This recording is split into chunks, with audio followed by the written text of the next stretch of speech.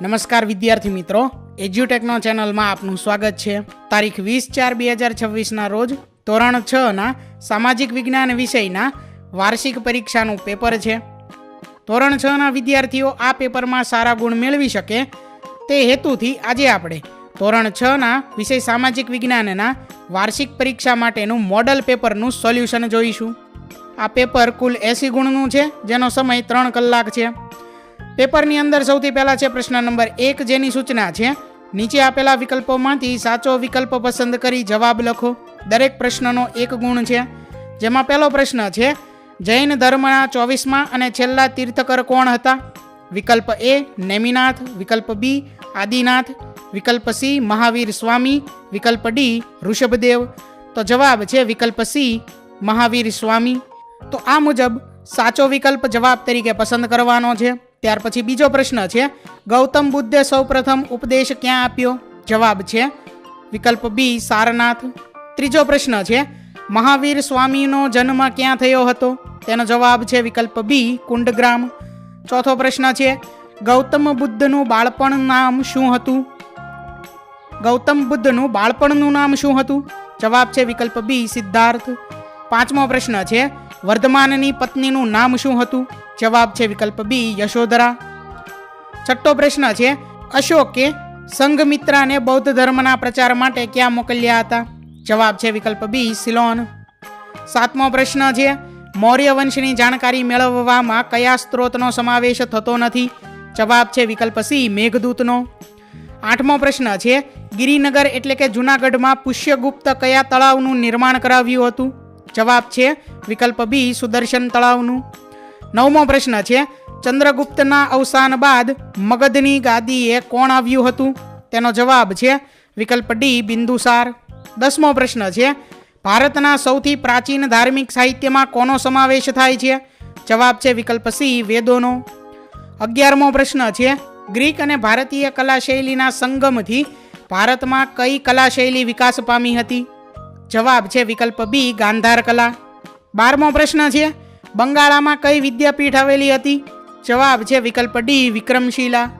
13મો પ્રશ્ન છે સૌથી શ્રેષ્ઠ સિક્કા કયા સમયના જોવા મળે છે? જવાબ છે વિકલ્પ D ગુપ્ત। 14મો પ્રશ્ન છે નગરપાલિકાના વડા કયા નામે ઓળખાય છે? જવાબ છે વિકલ્પ D પ્રમુખ। 15મો પ્રશ્ન સમગ્ર જિલ્લાના વહીવટી વડા કોણ ગણાય છે? તેનો જવાબ છે વિકલ્પ D કલેક્ટર। 16મો પ્રશ્ન છે તકરાર એટલે કે વિવાદ નિવારણનો શ્રેષ્ઠ વિકલ્પ કયો છે? જવાબ છે વિકલ્પ B લોક અદાલત। આગળ છે પ્રશ્ન 2A, જેની સૂચના છે નીચેના વિધાનોમાં યોગ્ય શબ્દ લખી ખાલી જગ્યા પૂરો। પહેલી ખાલી જગ્યા છે જૈન ધર્મમાં કુલ ખાલી જગ્યા તીર્થકરો થયા હતા? તેનો જવાબ છે 24। બીજી ખાલી જગ્યા છે આચાર્ય વિષ્ણુગુપ્ત ખાલી જગ્યાના નામે ઓળખાય છે? જવાબ છે ચાણક્ય। ત્રીજી ખાલી જગ્યા છે અશોકે પાટલીપુત્રમાં ખાલી જગ્યાના અધ્યક્ષ પદે ત્રીજી બૌદ્ધ ધર્મ પરિષદ બોલાવી હતી? જવાબ છે મોગલીપુત્ર તિષ્ય એટલે કે તિસ્સા। ચોથી ખાલી જગ્યા છે ચંદ્રગુપ્ત મૌર્યના દરબારમાં ખાલી જગ્યા ગ્રીક એલચી હતો? જવાબ છે મેગસ્થનીસ। પાંચમી ખાલી જગ્યા છે ખાલી જગ્યા ગુજરાતનું રાજ્ય પક્ષી છે? જવાબ છે સુરખાબ। છઠ્ઠી ખાલી જગ્યા છે તાલુકાના વહીવટી વડાને ખાલી જગ્યા કહે છે? જવાબ છે તાલુકા વિકાસ અધિકારી એટલે કે TDO। પ્રશ્ન 2B જોડકા જોડો। અહીં વિભાગ A અને વિભાગ B બે જોડકા આપેલા છે અને બાજુમાં તેનો ઉત્તર લખવાનો છે। વિભાગ A માંથી પહેલું છે મહાવીર સ્વામીનું જન્મસ્થળ, તો એની સામું જવાબ વિભાગ B માંથી આવશે C કુંડગ્રામ। વિભાગ A માંથી બીજું છે અર્થશાસ્ત્ર, તો એની સામું જવાબ આવશે E ચાણક્ય। ત્રીજું છે ચંદ્રગુપ્ત પહેલો, તો એની સામું આવશે A મહારાજા ધીરાજનું બિરુદ। ચોથું છે મહાભારત, તો એની સામું આવશે વિકલ્પ B જય સંહિતા। એટલે પહેલાની સામું C, બીજાની સામું E, ત્રીજાની સામું A અને ચોથાની સામું B આવશે। આગળ છે ત્યાર પછી પ્રશ્ન 3A, જેની સૂચના છે નીચેના વિધાનો ખરા છે કે ખોટા તે કહો। પહેલું વિધાન છે કે બુદ્ધને સારનાથમાં જ્ઞાન પ્રાપ્ત થયું હતું? આ વિધાન ખોટું છે। બીજું બિંદુસારના સમયમાં મગધ મૌર્ય સામ્રાજ્યમાંથી સ્વતંત્ર થઈ ગયું? આ વિધાન ખોટું છે। ત્રીજું હર્ષવર્ધનના પિતાનું નામ રાજ્યવર્ધન હતું? તો આ વિધાન ખોટું છે। ચોથું ઇલોરાની ગુફામાં મળી આવેલા બુદ્ધની જાતકથાઓના ચિત્રો જગવિખ્યાત છે? તો આ વિધાન ખરું છે। પાંચમું, મામલતદારની પસંદગી રાજ્ય સરકાર કરે છે, તો આ વિધાન ખોટું છે. પછી આગળ પ્રશ્ન 3બ જેની સૂચના છે, નીચેના પ્રશ્નોના ઉત્તર આપો, દરેકનો 1 ગુણ. જેમાં પહેલો પ્રશ્ન છે કે અશોકે ગૌતમ બુદ્ધના કયા કયા સિદ્ધાંતોના પ્રચાર પર ભાર મૂક્યો? અશોકે ગૌતમ બુદ્ધના પ્રેમ, દયા, કરુણા, અહિંસા, સદાચાર, અનુકંપા વગેરે સિદ્ધાંતોના પ્રચાર પર ભાર મૂક્યો હતો. બીજો પ્રશ્ન છે, હર્ષચરિતમના લેખક કોણ હતા? તો હર્ષચરિતમના લેખક હર્ષવર્ધનના મહાન કવિ બાણભટ્ટ હતા. ત્રીજો પ્રશ્ન છે કે ભૂમિ સ્વરૂપના મુખ્ય પ્રકારો કયા કયા છે? તો ભૂમિ સ્વરૂપના મુખ્ય 3 પ્રકાર છે, પર્વતો, ઉચ્ચ પ્રદેશો અને મેદાનો. ચોથો પ્રશ્ન છે કે અહીં એક ચિત્ર આપેલું છે, જે તીરનું ચિત્ર છે, જે ઉત્તર દિશા તરફનું તીર છે. તો તીરનું નિશાન કઈ દિશાનો સંકેત કરે છે? તો જવાબ છે વિકલ્પ એ, ઉત્તર દિશાનો. પાંચમું છે, અહીં એક રૂઢ સંજ્ઞા આપી છે, આ કઈ રૂઢ સંજ્ઞા છે? તો તેનો જવાબ છે વિકલ્પ સી, ઘાટ. છઠ્ઠું છે, આ કઈ રૂઢ સંજ્ઞા છે? તેનો જવાબ છે વિકલ્પ સી, દેશની રાજધાની. પ્રશ્ન 4અ જેની સૂચના છે કે નીચે આપેલ પ્રશ્નોના સંક્ષિપ્ત જવાબ આપો, દરેક પ્રશ્નના 2 ગુણ છે. જેમાં પહેલો પ્રશ્ન છે કે રોડ ઉપર કયા કયા રોજગાર કરતી વ્યક્તિઓ જોવા મળે છે? તો શહેરમાં રોડ ઉપર લારી કે દુકાન પર શાકભાજી વેચનાર, સાયકલના પંક્ચર અને તેની મરમ્મત કરનાર, બૂટ પોલિશ કરનાર, સોડા શરબત વેચનાર, કરિયાણું વેચનાર, રમકડા વેચનાર, હેર કટિંગ કરનાર, ગાડીઓના કાચ સાફ કરનાર, સાયકલ પર સફાઈના સાધનો વેચનાર, પીવાનું પાણી વેચનાર વગેરે જેવા રોજગાર કરતી વ્યક્તિઓ જોવા મળે છે. બીજો પ્રશ્ન છે, કેવી વ્યક્તિને રોજગારી મેળવવામાં સરળતા રહે છે? તો શિક્ષિત અને વિવિધ પ્રકારનું કૌશલ્ય ધરાવતી વ્યક્તિને રોજગારી મેળવવામાં સરળતા રહે છે. ત્રીજો પ્રશ્ન છે, સાંસ્કૃતિક ક્ષેત્રે હર્ષવર્ધનનું પ્રદાન જણાવો. તો સાંસ્કૃતિક ક્ષેત્રે હર્ષવર્ધનનું પ્રદાન મહત્વપૂર્ણ હતું. તેણે રાજ્યમાં બધા જ ધર્મોના વિકાસ માટે સ્વતંત્ર વાતાવરણ ઊભું કર્યું હતું. હર્ષવર્ધન સાહિત્ય, કલા અને વિદ્યા પ્રત્યે અનુરાગ રાખતો હતો. તેના સમયમાં કનોજના યુઆન વાંગના અધ્યક્ષપદે ધર્મ પરિષદ યોજવામાં આવી હતી. હર્ષના સમયમાં સંસ્કૃત ભાષામાં અનેક ગ્રંથો લખાયા હતા. તે કવિઓનું સન્માન કરતો હતો. બાણભટ્ટ, કવિ જયસેન અને મયુરભટ્ટ હર્ષવર્ધનના સમયના ઉચ્ચ કોટીના સાહિત્યકારો હતા. હર્ષવર્ધનના સમયમાં આવેલી ચીની યાત્રી યુઅન ક્વાંગે હર્ષના સાંસ્કૃતિક પ્રદાનની પ્રશંસા કરી છે. હર્ષ પોતે પણ ઉચ્ચ કોટીનો સાહિત્યકાર હતો. ચોથો પ્રશ્ન છે, તક્ષશિલામાં કયા કયા વિષયનું શિક્ષણ આપવામાં આવતું હતું?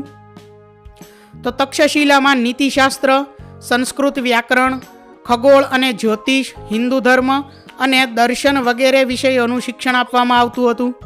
પ્રશ્ન 4બ જેની સૂચના છે, નીચેના પ્રશ્નોના મુદ્દાસર ઉત્તર લખો. દરેક પ્રશ્નના 3 ગુણ છે. પહેલો પ્રશ્ન છે, ઉચ્ચ પ્રદેશ એટલે શું? ઉચ્ચ પ્રદેશના પ્રકારો જણાવો. જવાબ છે કે સમુદ્રની સપાટીથી આશરે 180 મીટરથી વધુ પણ 900 મીટરથી ઓછી ઊંચાઈ ધરાવતા અને ટોચ ઉપર પ્રમાણમાં ઉચ્ચ પ્રદેશોના ભૌગોલિક સ્થાન અને રચના ઉપરથી તેમના મુખ્ય 3 પ્રકારો પડે છે. પહેલું છે આંતર પર્વતીય ઉચ્ચ પ્રદેશ, બીજું છે પર્વત પ્રાંતીય ઉચ્ચ પ્રદેશ અને ત્રીજું છે ખંડીય ઉચ્ચ પ્રદેશ. બીજો પ્રશ્ન છે, રૂઢ સંજ્ઞાઓ એટલે શું? તેનો શો ઉપયોગ થાય છે? તો વિદ્યાર્થી મિત્રો, આ પ્રશ્નનો જવાબ અહીં લખેલો છે અને આગળ તે રૂઢ સંજ્ઞા જે છે તેનું એક કોષ્ટક પણ આપેલું છે.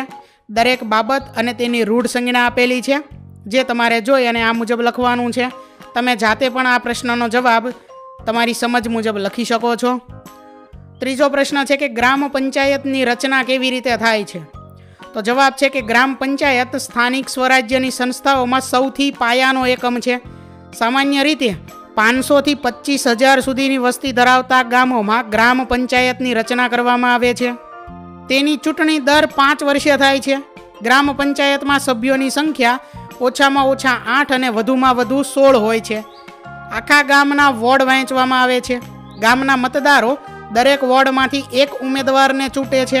સરપંચની ચૂંટણી ગામના નોંધાયેલા બધા મતદારો પ્રત્યક્ષ રીતે મત આપીને ચૂંટે છે. ગ્રામ પંચાયતની ચૂંટણી કોઈ પણ રાજકીય પક્ષ દ્વારા કે કોઈ રાજકીય પક્ષના પ્રતીક દ્વારા લડાતી નથી. આ રીતે ગ્રામ પંચાયતની રચના થાય છે. ચોથો પ્રશ્ન છે કે તાલુકા પંચાયતના કાર્યો જણાવો. વિદ્યાર્થી મિત્રો, અહીં અમે અમારા મુજબ તાલુકા પંચાયતના કાર્યો લખેલા છે. તમે જાતે પણ તમારી મુજબ આ પ્રશ્નનો જવાબ લખી શકો છો. આગળ છે ત્યાર પછી પ્રશ્ન 5 મને ઓળખો, જેમાં પહેલું છે મારો છેડો જળ ભાગમાં અમુક વિસ્તાર સુધી ફેલાયેલો રહે છે. જવાબ છે ખાડી. બીજો પ્રશ્ન છે હું ચારે બાજુથી જળ વિસ્તારથી ઘેરાયેલ છું. જવાબ છે દ્વીપ. ત્રીજું છે હું 2 જળ વિસ્તારોને જોડું છું. જવાબ છે સારંગ અથવા તો ખાડીઓ અથવા તો નાળા. ચોથું છે મારી 3 બાજુ સમુદ્ર અને 1 બાજુ જમીન છે. જવાબ છે પૂર્વ તટ. આગળ છે પ્રશ્ન 5 માગ્યા મુજબ ઉત્તર લખો, જેમાં પહેલું છે હેતુ આધારિત નકશાના પ્રકાર લખો. તો હેતુ આધારિત નકશાના મુખ્ય 2 પ્રકાર છે, જેમાંથી પહેલો છે પ્રાકૃતિક નકશા અને બીજો પ્રકાર છે સાંસ્કૃતિક નકશા. બીજો પ્રશ્ન છે જંગલોના 2 પર્યાવરણીય ફાયદા જણાવો. તો પહેલું છે કે જંગલો વાતાવરણને શુદ્ધ રાખે છે અને બીજું છે જંગલો વરસાદ લાવે છે. ત્રીજો પ્રશ્ન છે ગુજરાતના અભયારણ્યો જણાવો. તો બાલારામ અભયારણ્ય અને નળ સરોવર પક્ષી અભયારણ્ય. ચોથો પ્રશ્ન છે જંગલ પારિભાષિક શબ્દની સંકલ્પના સમજાવો. તો જંગલ એટલે વૃક્ષો, જાડી ઝાંખરા અને ઘાસનો સમુચ્ચય. ત્યાર પછી હવે આગળ છે પ્રશ્ન નંબર 6, જેની સૂચના છે નીચેના પ્રશ્નોના મુદ્દાસર ઉત્તર લખો. દરેક પ્રશ્નના 5 ગુણ છે. પહેલો પ્રશ્ન છે કે મેદાનોની ઉપયોગિતા જણાવો. તો મેદાનોની ઉપયોગિતામાં જવાબ અહીં લખેલો છે, જે તમારે જોઈ અને આ મુજબ લખવાનો છે. ત્યાર પછી બીજો પ્રશ્ન છે કે ટૂંકનોંધ લખો લોક અદાલત. તો વિદ્યાર્થી મિત્રો, અહીં લોક અદાલત વિશે ટૂંકનોંધ લખેલી છે, જે તમારે આ મુજબ જોઈને લખવાની છે. તમે આ પ્રશ્નોનો જવાબ તમારી મુજબ જાતે લખી શકો છો. આગળ છે ત્યાર પછી પ્રશ્ન નંબર 7, જેની સૂચના છે નીચે આપેલા ભારતના રેખાંકિત નકશામાં નીચેની વિગતો તેમના યોગ્ય સ્થાને નામ સાથે દર્શાવો. જેમાં પહેલી વિગત છે મહારાષ્ટ્ર રાજ્ય, બીજી વિગત છે સાબરમતી નદી, ત્રીજું છે નીલગિરી પર્વત, ચોથું છે માળવાનો ઉચ્ચ પ્રદેશ અને પાંચમું છે શ્રીનગર. તો વિદ્યાર્થી મિત્રો, આટલી આ 5 મુદ્દા જે છે 5 વસ્તુ તે તમારે નકશામાં જાતે દર્શાવવાની છે. તો અહીં ધોરણ 6ની સામાજિક વિજ્ઞાન વિષયની વાર્ષિક પરીક્ષાના મોડલ પેપરનું સોલ્યુશન પૂર્ણ થાય છે. વિદ્યાર્થી મિત્રો, આપેલા વિડીયોની જો તમારે પીડીએફની જરૂર હોય તો તમે આપણી એપ્લિકેશન સ્માર્ટ સાથી પરથી મેળવી શકશો. વિદ્યાર્થી મિત્રો, આપણી એપ્લિકેશન સ્માર્ટ સાથી પ્લે સ્ટોરમાં આવી ગઈ છે, જેની અંદર તમે બધા વિભાગ જોઈ શકો છો. તેની અંદર વિવિધ ધોરણ છે. ધોરણ ઉપર ક્લિક કરતાં વિવિધ વિષય ખુલશે. વિષય ઉપર ક્લિક કરતાં તેની અંદર આવતા પાઠ ખુલશે. તેની અંદરથી તમે પાઠ્યપુસ્તક પણ ડાઉનલોડ કરી શકો છો. તેની અંદર આપેલા પાઠમાં ક્લિક કરતાં તમે પાઠની પીડીએફ, સ્વાધ્યાયની પીડીએફ, સ્વાધ્યાયન પોથીની પીડીએફ, પાઠના વિવિધ વિડીયોઝ, સ્વાધ્યાયના વિડીયોઝ, સ્વાધ્યાયન પોથીના વિડીયોઝ બધું જોઈ શકો છો અને ડાઉનલોડ પણ માત્ર એક ક્લિકમાં કરી શકો છો. વિદ્યાર્થી મિત્રો, આપણી એપને સપોર્ટ કરજો, ડાઉનલોડ કરજો. થેન્ક યુ દોસ્તો.